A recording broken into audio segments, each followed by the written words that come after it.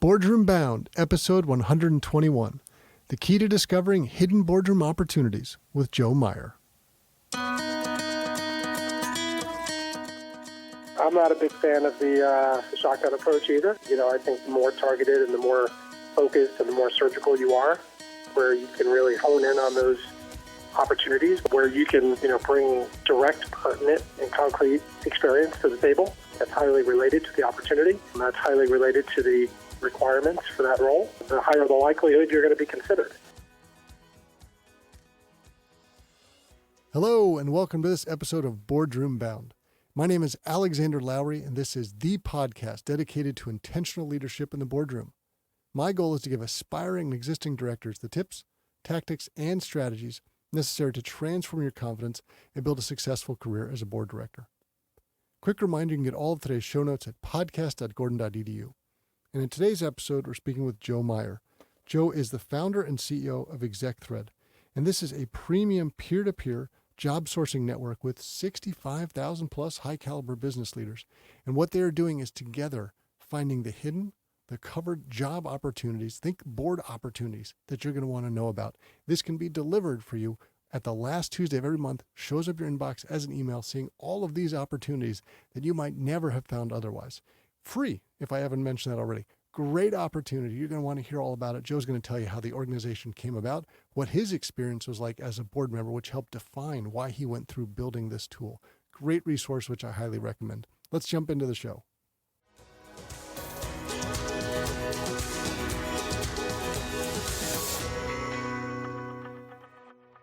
Joe Meyer, welcome to the Boardroom Bound podcast. Thanks for having me on board. Appreciate it. Well, for me, it's always great fun. The Wharton Alumni Network, of which you're both parts, is 100,000 plus strong, but it is a small world after all. So always excited to hear about fascinating Wharton alumni doing great stuff. And that's what we're going to talk about today. You have a fantastic organization that you started. Really excited because this is a free tool, which adds a huge amount of value to all of our listeners. So I know they're all going to want to sign up as soon as they hear this episode, but I get ahead of myself. So let me step back here because you didn't just invent this overnight. You had to have a lot of experience to be able to build it. Also experience in the boardroom and advisory roles probably that helped inform some of this. So let's take a step back and let's talk a bit about your career story that set up this opportunity that you're in today that you're going to share with us. Yeah, so I'll start with the name of the company. I'm the founder and CEO of a company called ExecThread. I'm sure I'll get a chance to articulate the value proposition of ExecThread here in a few minutes, but let me take a step back and give you my background in a snapshot. In addition to being the founder and CEO of ExecThread, I'm also a husband and a father of 4 adorable children. Career-wise, I've spent the vast majority of my career in the high-tech space, usually at startups. Early in my career, I was one of the early employees at eBay, pre-IPO, through the IPO. I then parlayed that into an entrepreneur in residence role, EIR role at a venture capital fund in Silicon Valley. I then moved cross-country to New York to run revenue for what was then a small contextual ad network called Quigo. Within 2 years, we scaled it from a few million in revenue up to $100 million in revenue, and then was acquired for close to $400 million by AOL, where I spent a year or two post-acquisition as an executive. And then post-acquisition by AOL, I was recruited by the founder of Quigo, who had just invested in a small startup called HopStop, which was in the pedestrian navigation and transit mapping space, to become their CEO. And I became their CEO. And within 4 years, we scaled that company from being facilitating mapping and navigation in 2 or 3 markets up to around 1,000 markets, and were subsequently acquired by Apple. And then spent 2.5 years at Apple post-acquisition, which is where I conceived and brainstormed the ExecThread concept, which is what I've been doing ever since for the past 5 years. And so we're gonna dive into ExecThread, but even before we do that, let's take another step back because there's more than just the executive part of your CV that we've discussed. Let's also talk about your experience in the board space, so both advisory board and being on boards. So I think that will help color some of the conversation today. Yeah, so actually in advance of this call, I kind of just took a quick note-taking exercise of the boards I've been on. So exec thread, it looks like, is my fourth board. So my first two board of director roles were before I ever became a CEO, actually. So coming off of the Quigo acquisition by AOL, I was an executive at AOL, and I joined two startup boards. One, a startup called Colexo, which was in the enterprise software space, building collaboration tools for engineering and construction companies. And that company was acquired while I was a board member by Autodesk, which is a public company. And then I also joined a startup board, tech startup by the name of Belief Networks, which was kind of an early AI company focused on the healthcare space. And they were subsequently acquired by Benefit Focus, which is also another public company. And I've also been on the board of advisors of a company, another ad tech startup called Adtuitive, which was acquired by yet another public company called Etsy, which I'm sure you've heard of. All three of those board opportunities were before I ever became a CEO. And then I became a CEO for the first time. I took over HopStop, and obviously was on that board as the CEO. And now I'm on the board of ExecThread as the CEO and founder. So I guess I've been on a total of 5 boards, and 4 out of the 5 so far were acquired by public companies. So I guess it's a pretty good batting average. And this is really helpful before we dive into ExecThread. I'm sure audiences, and because I want to save ExecThread for a second because it's going to change the answer to this story. But apart from where you were the CEO of a couple of organizations, you're on their board for some of the other 3, how did those come about? Like, people generally think, oh, I have to network in order to land a board role. What was that like for you, Joe, getting those? Yeah, so it's interesting because I haven't thought about this in a while. So I'll tell you exactly how. So 2 of the 3 came about. Well, actually, no, they all came about in 3 different ways. So Adtuitive came about because I was networking with VCs who were trying to get me to become CEO of portfolio companies of theirs. And while that opportunity didn't materialize, a board opportunity at one of their portfolio companies materialized that I had domain knowledge in, the ad tech space. So that was Adtuitive. Colexo, I was actually a co-founder of Colexo early on, but I decided not to move forward with it. Instead, I decided to pursue another opportunity, but I joined the board as one of the original co-founders and stayed on the board through acquisition. And then Belief Networks was through an angel investor who was asking me to do diligence on the opportunity, help him think through the investment opportunity. And as a result of that exercise, it segued into a board role. So I guess you could all say all 3 were through networking. The one was through a VC relationship, another one was through an angel investor relationship, and another one was through my professional network. All 3 materialized, in slightly different but similar ways. And in many ways, that's sort of what ExecThread, I would say, is sort of putting on its head. Is I'll call this like the traditional networking type stuff for startup type companies. The way we've sort of described it here, it's like that network, your position, your authority that led to those. So now I'd love if you'd sort of share with ExecThread, because it really changes the game, not just for startups, for so many different sorts of opportunities. Yeah, to be quite honest, ExecThread is quite dependent upon networking, but we depend on networking in terms of our members. ExecThread is a member network of over 65,000 high caliber professionals at the executive level and above through board role level type professionals, highly curated and vetted community. And we crowdsource opportunities directly from our network. So if you think about it, if you have 1 or 2 peers that you're comparing notes with, and maybe one of your peers mentions to you that he or she has heard about an opportunity, whether it be a board opportunity or not, and you find out about it via word of mouth. Now, compound that by 65,000 professionals, and that's what we do at ExecThread. We leverage the wisdom of the crowd, and we leverage a kind of a pay-it-forward sort of mentality. And if you found out about an opportunity that you might not be the best fit for yourself, you share it with ExecThread, and we take that information. We share it with the rest of the ExecThread community anonymously. And at this point, we've outsourced we just actually this week, we surpassed 20,000 confidential career opportunities that we've crowdsourced over the past few years. And the vast majority of those are C-suite roles that are being worked on by retained search firms such as Korn Ferry and Russell Reynolds and Heidrick & Struggles and the likes. And very recently, we've started crowdsourcing and directly sourcing more and more board roles.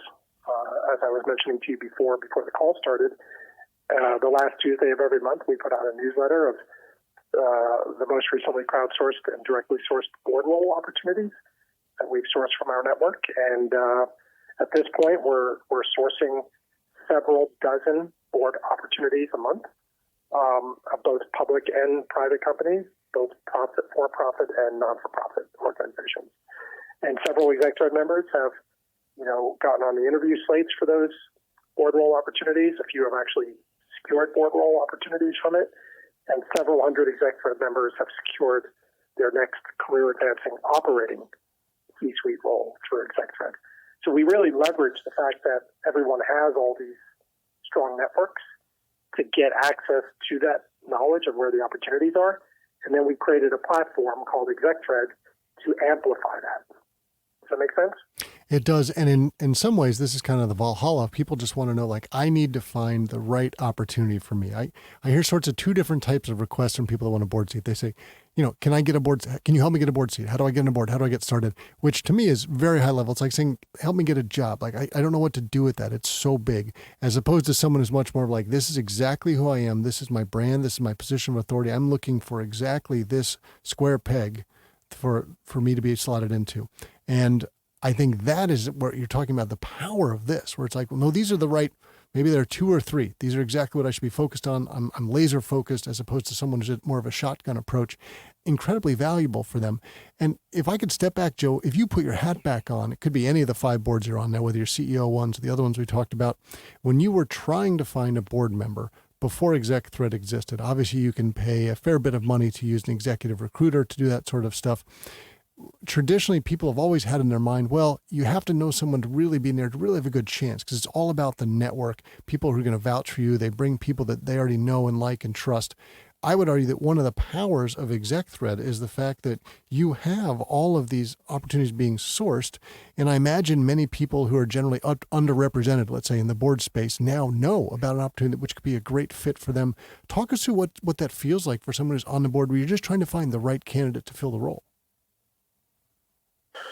Yeah, so I guess a couple of thoughts. So one of the first things you said, I'll just kind of respond to, which is, how did I go about finding, proactively finding board roles? And to be quite honest, and I say this in all sincerity, all the boards I was on, all the board opportunities I've been a part of found me. I've never actually proactively tried to find a board opportunity. Now, that's not to say that I won't at some point in my career proactively go try to identify board opportunities, but coincidentally, all my board opportunities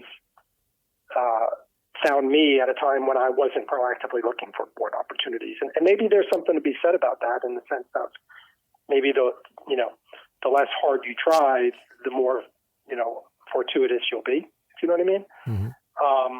But to touch on some of your other points, so yeah, at the end of the day, exec thread's all about providing efficient, scalable access to otherwise inaccessible and confidential career opportunities, both full-time operating roles as well as board roles.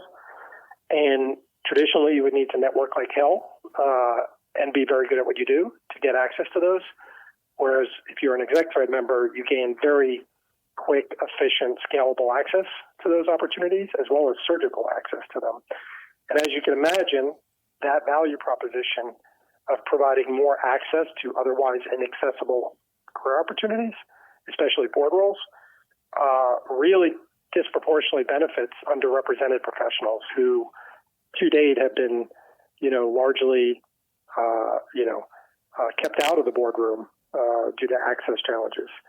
And while that's changing today, and I'm glad that it is, having access to a tool like exec thread, which gives you very quick, very efficient, very scalable access to amazing confidential career opportunities, that really resonates with underrepresented professionals, so much so that close to 50% of the exec thread network are underrepresented executives, women and or people of color, or LGBTQ+.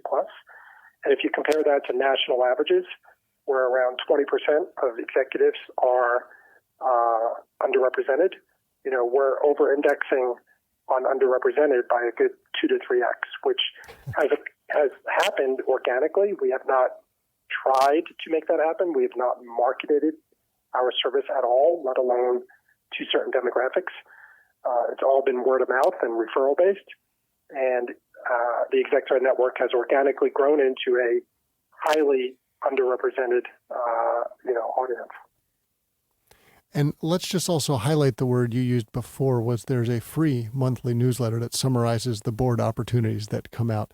I think that word free is probably going to catch some people off guard because generally you think, an executive recruiter charges a fair bit of money to find the right person, depending whether you're a public or private company. There are other sites that you can sign up to pay to have access to things like this. Your model sounds very different. Well, yeah, for the first few years of ExecThread, we kept it 100% free for candidates. We have a point system that governs ExecThread, where when you contribute opportunities to the platform, i.e. crowdsource, when you help us crowdsource them, or when you refer peers of yours to ExecThread, we give you points. We award you with points. And with those points, you could uncover or untap the confidential information of each of these opportunities.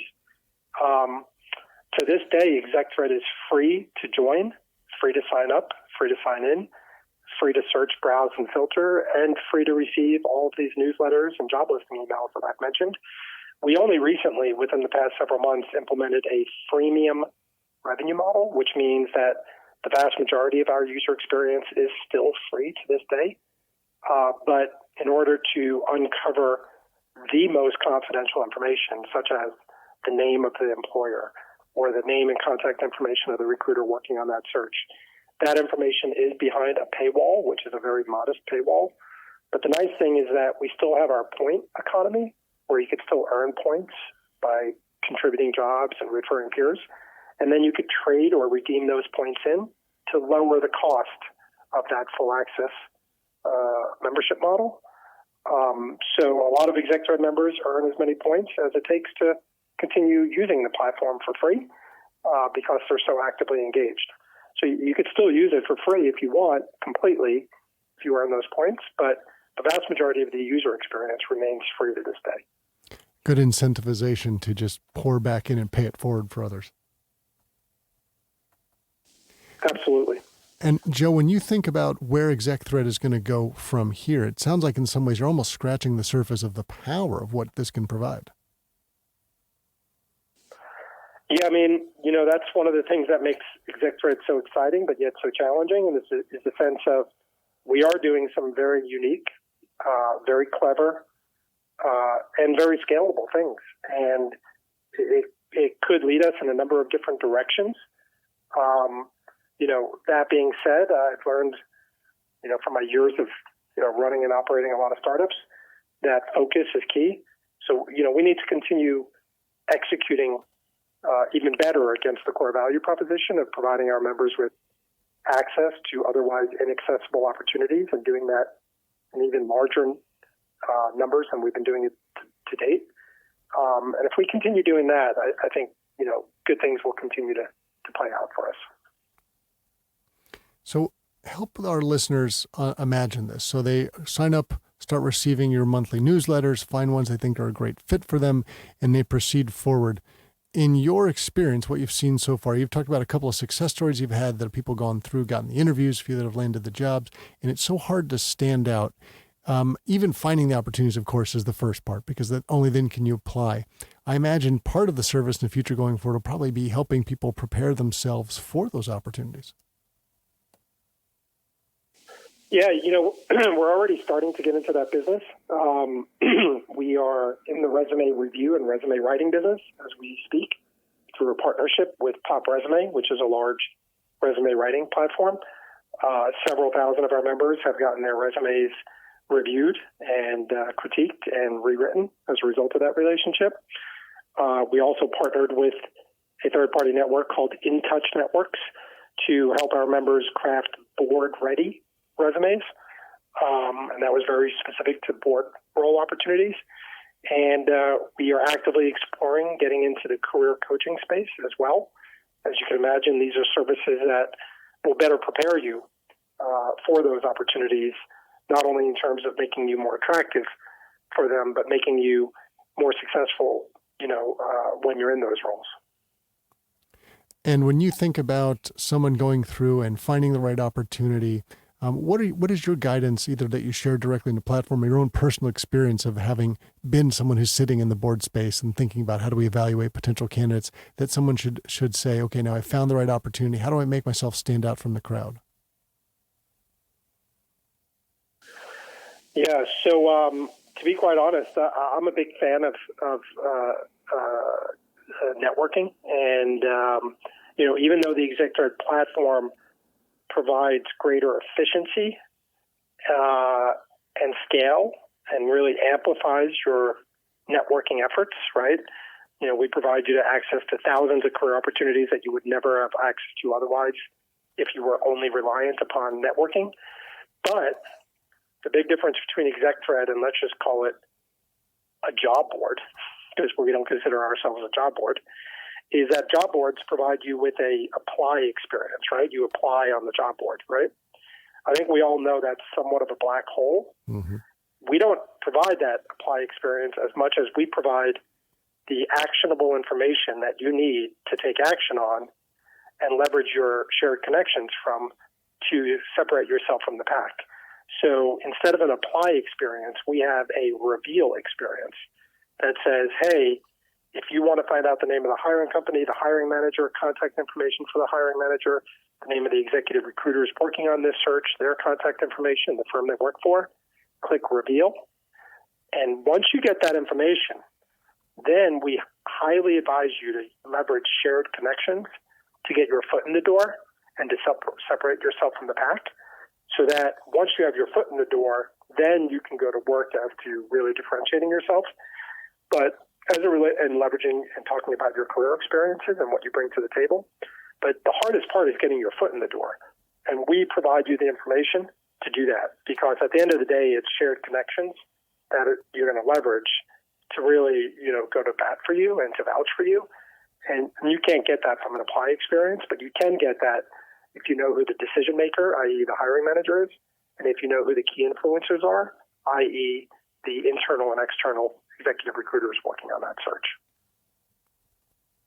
And Joe, I'd love to if you could take us back in time, maybe into your own mindset where this came from. So I know you were at Apple post-acquisition and this sort of passion project came up. How did it come about? What led you to it? Great question. So I was at Apple, not even really thinking about starting a company. And I was starting to get approached by executive recruiters more and more. It's not surprising if you're the CEO of a startup that gets acquired by Apple, you're going to be approached by executive recruiters.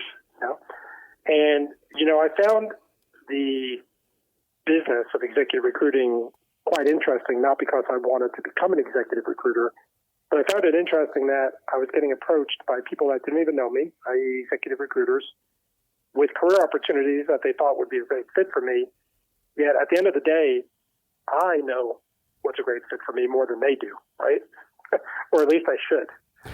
And I thought to myself, hey, I don't want to be reliant upon third parties, i.e. executive recruiters, to surface opportunities to me, and more importantly, to not surface opportunities to me. Instead, I want to be in control. I want to have access to all of these confidential opportunities, and then I want to self-select into the ones that I care about most, and I feel like I'm the best fit for. And the more I realize that doesn't exist. Everything's behind a walled garden. Everything's cloak and dagger. Everything's confidential. And the only way you find out about these opportunities is if you're approached or someone in your network tells you about them, both of which are occurrences that don't happen every day. So I said, you know what, I want to solve that problem. And, it's a problem that's never been solved before. And the light bulb went off me when I said, you know what, in aggregate, every single candidate that's approached by an executive recruiter for either a board role or for a C-suite operating role knows about all the confidential opportunities in aggregate. So what happens if I formed a community of those executives who were getting approached by executive recruiters and presented them with the value proposition of, hey, if you share with us the information you know about opportunities that are otherwise inaccessible, we'll return the favor in kind and tell you about all the opportunities that everyone else in the community is finding out about. And I just had a hunch that that value proposition, that give to get nature, that give to get model would resonate, and it definitely has. We're up to 65,000 members at this point, completely organic growth to date, over 20,000 confidential searches crowdsourced to date, well on our way to scaling those numbers even further. Well, we're glad to see that, because at the end of the day, many of the people listening to this show are just thinking, I need to find opportunities to help someone understand how I can add value to them. And I would love to, I don't know if you have any stats on this or any thoughts, sort of the success stories from your organization. I imagine one of our listeners perhaps getting that monthly newsletter. It says, here are all the board opportunities. And they think, great, I might just want to put myself forward for all of these. That probably gives me the best chance. My reaction would be, no. Just put yourself ones that are the right fit for you. You're better off doing a sort of a laser focused. It's fewer and far between, and really doing a deep dive showing how you're an exact fit. Any thoughts for our audience in terms of guidance of using the information you're going to be sharing with them? Yeah, I'm not a big fan of the shotgun approach either. I think the more targeted and the more focused and the more surgical you are, where you can really hone in on those opportunities, whether they be full-time operating roles and or board roles or both, where you can, bring direct, pertinent, and specific and concrete experience to the table that's highly related to the opportunity, that's highly related to the requirements for that role, the higher the likelihood you're going to be considered. I don't think you're ever going to convince someone that you're qualified for an opportunity in spite of you finding out about it through ExecThread if you're not qualified for the opportunity. Right. I think, we solve half the problem, which is how do I get access to these opportunities? I think the onus is upon the candidate to solve the other half, which is, being self-aware enough to know which opportunities to pursue and which ones, more importantly, not to pursue. Right. And Joe, I'm going to invite you to look into your crystal ball a bit here, because I imagine some of my listeners are going now, I get this there's a little bit like LinkedIn-y here in the sense of LinkedIn tries to connect the world. We know that there are jobs posted on LinkedIn, and generally they're real jobs because it's expensive to post jobs onto LinkedIn. Clearly, this is not the same thing. It's different. But when you think about the future, like LinkedIn may be the 800-pound gorilla that's out there for part of what you're doing. There are pieces of the industry you can see might change and grow and shape as a result of this sort of information coming out there, being publicly accessible. When you look down the road, I don't know, what's 5 or 10 years, you picture like, where do you think ExecThread will be in that far down the line in terms of the offerings it might bring and how it'll be adding value to even more people? Yeah, it's a great question. I will say this, though, that at the end of the day, we're in the data business. Underneath the hood of a pretty compelling front-end user experience is a ton of structured data. Because if you think about it, if we've crowdsourced 20,000 retained searches at this point, think about how many executive recruiters are attached to those 20,000 searches, how many search firms, how many hiring companies, how many hiring managers, how many internal recruiters.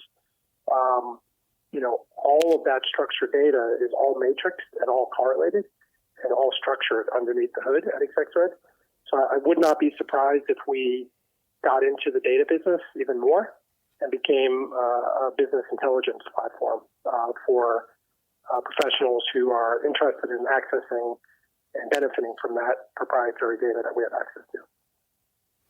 Well, Joe, it's amazing when you think it's probably just been about 5.5 years from where ExecThread started, perhaps as just a dream in your mind, and now it's coming together, and you see you're actually making a tremendous difference for a lot of people. And thank you for pulling back the curtain on what is an often opaque market. And we're delighted to share what you're doing at ExecThread today, and what a tremendous resource it can be for everybody to go and sign up, start getting that monthly newsletter brought directly to you of board opportunities to find the ones that you're a fit for. So thank you for sharing your insights, Joe, and helping all of us to be boardroom bound.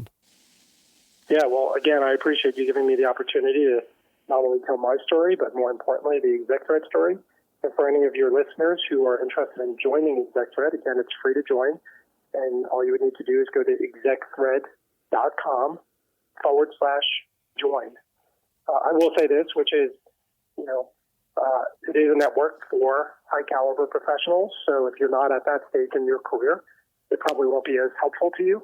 I would say self-select into it wisely because, you want to be able to benefit from the tool and hence be at the stage of your career where you can leverage a platform like Exec the best. That's it for this episode of Boardroom Bound. I really enjoyed chatting with Joe Meyer. It was great to hear about the organization he started with ExecThread and how that is really changing the game in terms of bringing the opportunities for you. Opportunities probably not accessible otherwise. They were hidden. Certainly we think about how underrepresented people on boards often aren't in the networks of the people looking to the boards, and suddenly the opportunities you would want to find show up in your inbox for free once a month on the last Tuesday. What a great opportunity. Highly recommend everybody go sign up at execthread.com. Now remember, if you head over to podcast.gordon.edu, you will find links to all of today's resources. And please know that the Boardroom Bound team and I are so proud to be your go-to podcast for all things that connect, prepare, and empower you to land a board seat. Be sure to subscribe to this podcast so you don't miss any of the high-quality content that we're bringing to you every Wednesday. Thanks for joining me today. I can't wait to share more stories and strategies from brilliant business minds with you again next week. Remember to keep tuning in to be Boardroom Bound.